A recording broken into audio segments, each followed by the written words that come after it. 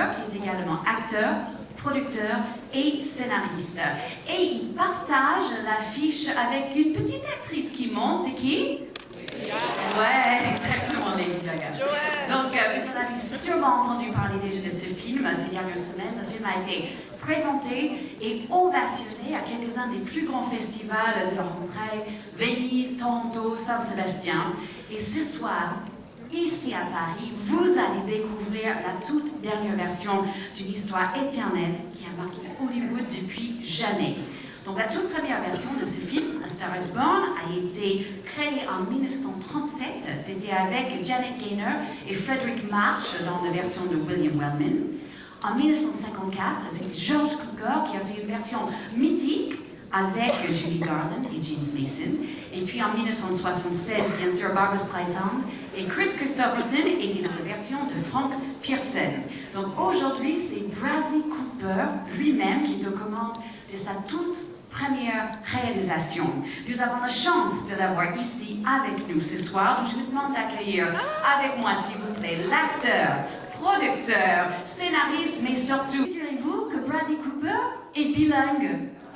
Je vais essayer de parler français, je vais pas Juste avant qu'on commence, c'est drôle quand des Américains parlent français.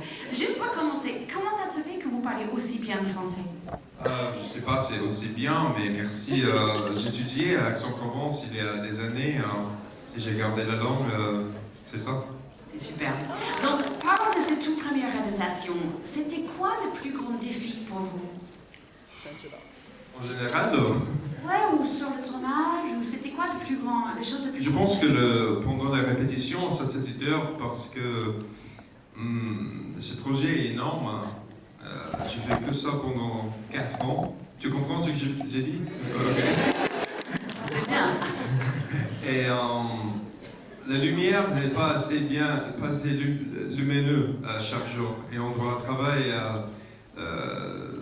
c'est difficile, mais j'ai beaucoup des gens extraordinaires dans le film. Lady Gaga, Sam Elliott, qui a vraiment ouvert ses cœurs et travaillé très dur. Et c'était bien, parce que c'est une histoire très proche de mon cœur, pas corps, cœur. Et être ici devant vous, c'était un miracle pour moi. Et je suis tellement content que vous êtes ici.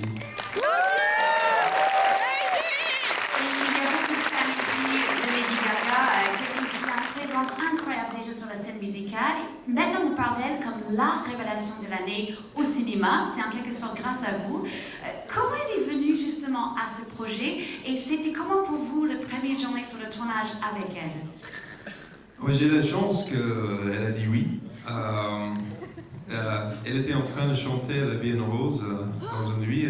J'étais là et j'étais frappé par ça. Et le lendemain, j'ai fait un rendez-vous avec elle.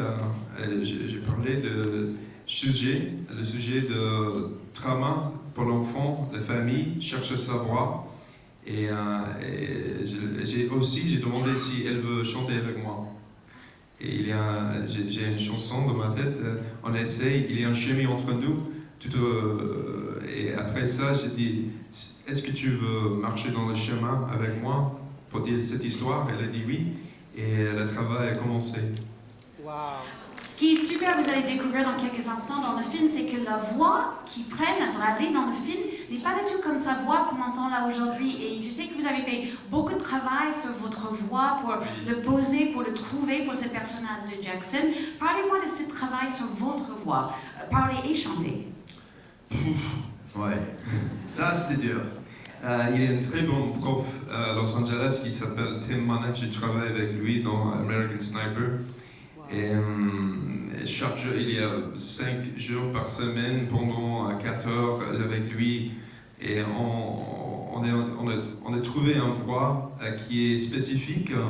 Et en fait, c'est une voix de Sam Elliott. Et après ça, j'ai l'idée qu'il peut être mon frère dans le film. Et c'est pourquoi elle est dans le film. Et ça, c'est pour tu vas voir. Mais ouais, tu vas voir. Mais c'était difficile, mais tout c'est difficile. Mais ça, c'est pourquoi c'est bien faire quelque chose comme ça. Oui, c'est bien de voir les défis, c'est sûr. Et Et quand vous avez chanté, il y avait quand même des moments, vous allez voir encore une fois, je ne dévoile pas trop, mais une scène où Bradley chante sur scène devant 80 000 personnes.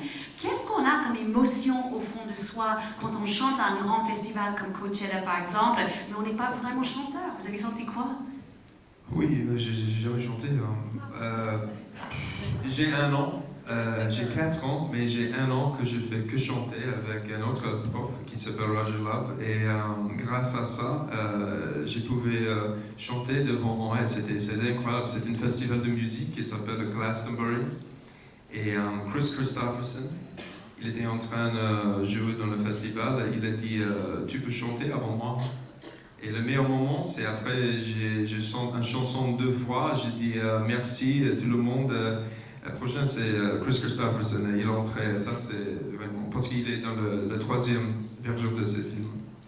On va pas tarder de découvrir le film. Juste avant qu'on parle, Bradley, est-ce que vous avez quelques mots pour vos fans français? Merci. Love you!